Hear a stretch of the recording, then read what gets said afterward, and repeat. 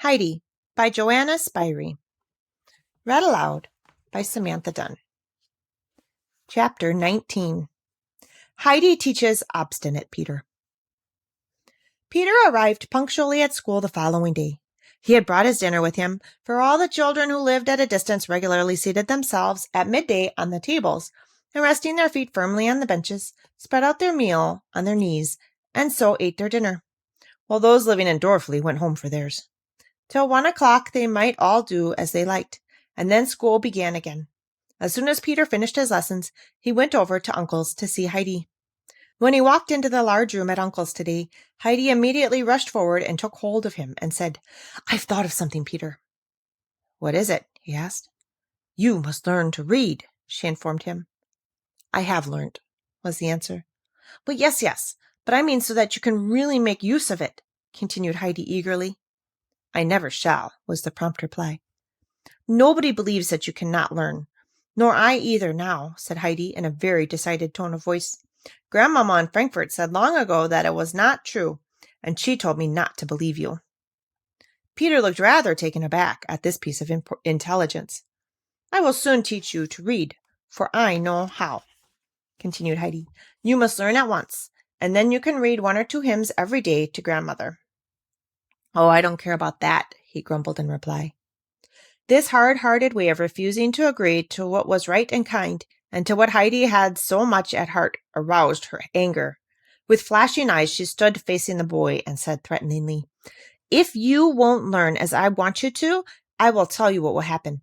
You know your mother has often spoken of sending you to Frankfurt, that you may learn a lot of things, and I know where the boys there have to go to school. Clara pointed out the great house to me when we were driving together.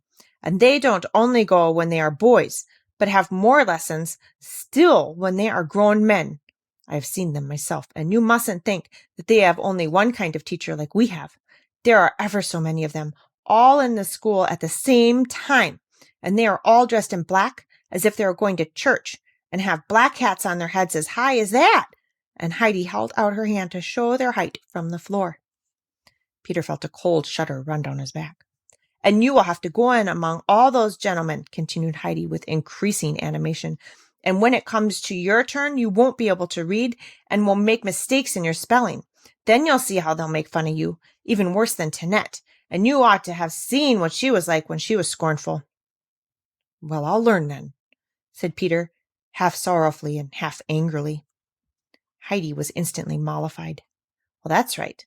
Then we'll begin at once," she said cheerfully. Among other presents, Clara had sent Heidi a book, which the latter had decided would be just the thing for teaching Peter, as it was an ABC book with rhyming lines. So the two sat together at the table with their heads bent over the book and began the lesson. Peter was made to spell out the first sentence 2 or 3 times over, for Heidi wished him to get it correct and fluent.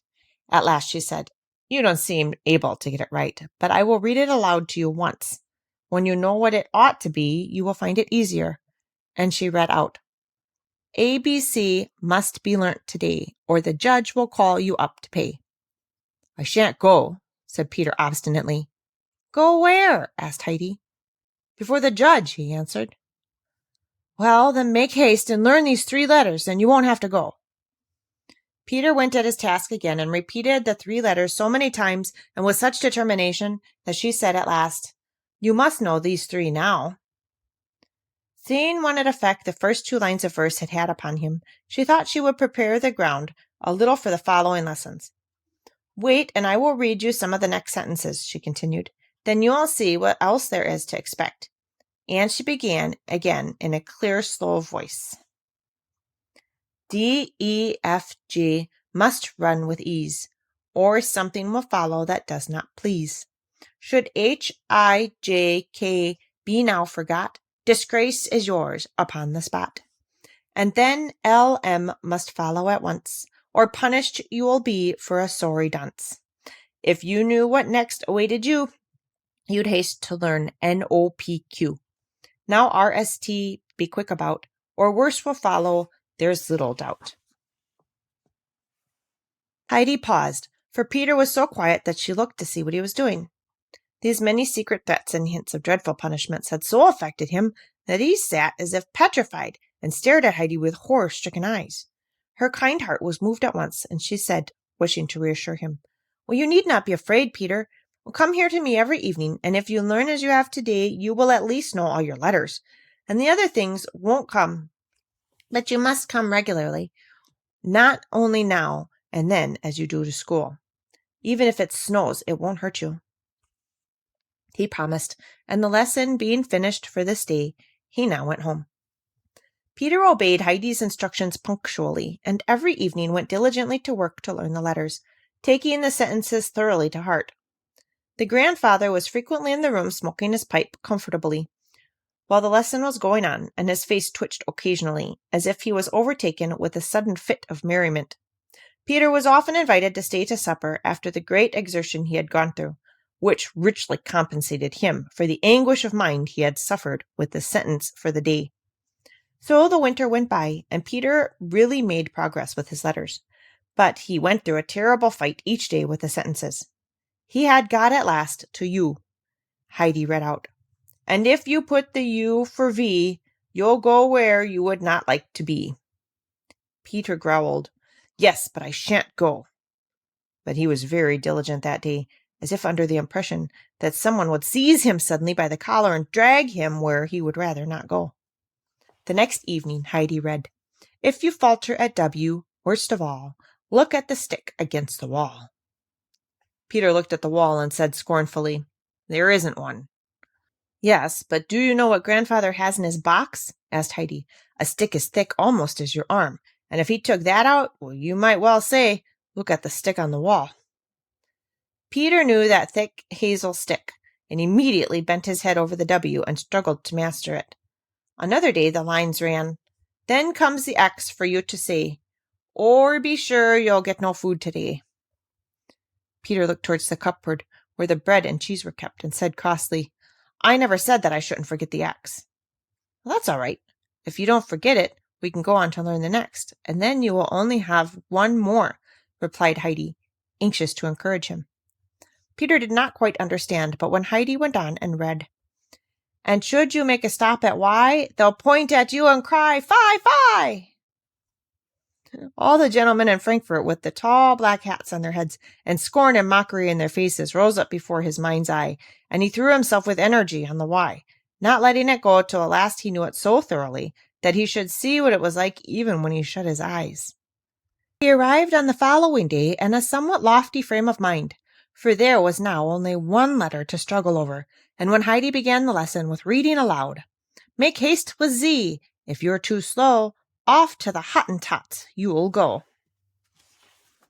Peter remarked scornfully, "I dare say, when no one knows even where such people live." "I assure you, Peter," replied Heidi, "Grandfather knows all about them." "Wait a second, I will run and ask him, for he is only over the way with the pastor." And she rose and ran to the door to put her words into action, but Peter cried out in a voice of agony, "Stop!"